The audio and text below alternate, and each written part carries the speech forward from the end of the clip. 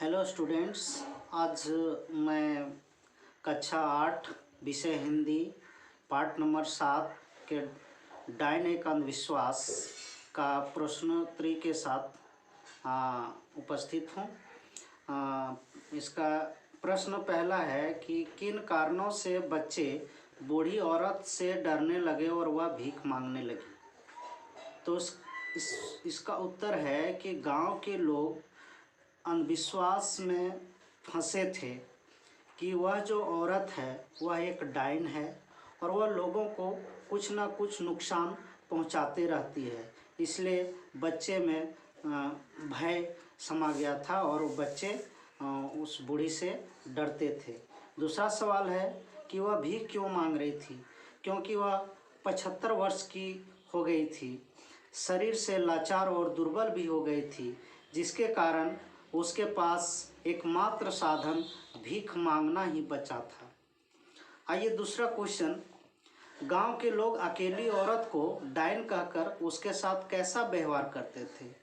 तो गांव के लोग उस बूढ़ी औरत के साथ बिल्कुल अनादर की भावना रखते थे, घृणा की दृष्टि से देखते थे।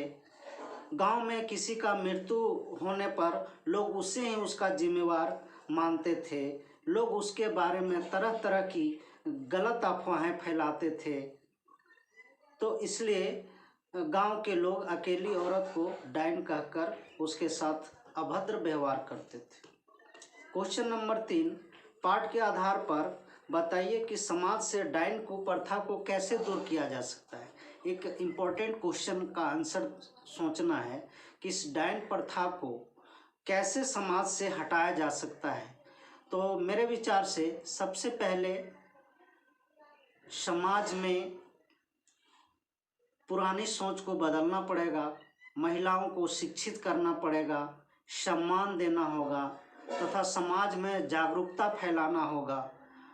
और बहुत सारे महिला उत्पीड़न का एक्ट बना हुआ है जिसे लोगों को बताना पड़ेगा। और अगर यदि एक बार किसी भी व्यक्ति को सज़ा मिल जाने पर इतनी कड़ी से कड़ी सज़ा मिल जाए ताकि वो गलत स्टेप लेने से पुनः सोचना पड़े, बार बार उसे सोचना पड़े।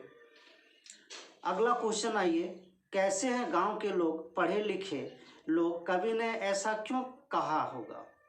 क्योंकि गांव में पढ़े लिखे शिक्षित लोग भी थे लेकिन डायन जैसे कुप्रथा में विश्वास करते थे। ऐसे लोग पढ़ लिख कर भी अनपढ़ हैं और जो समाज के बुराइयों को ख़त्म करने के बजाय उन्हें बढ़ावा दे रहे हैं। इसलिए कवि ने कहते हैं कि गांव के लोग पढ़े लिखे लोग कैसे हैं। आइए अगला सवाल, महिलाओं द्वारा बाहर का काज करने में कोई बुराई नहीं है, आपके विचार से सही या गलत क्यों।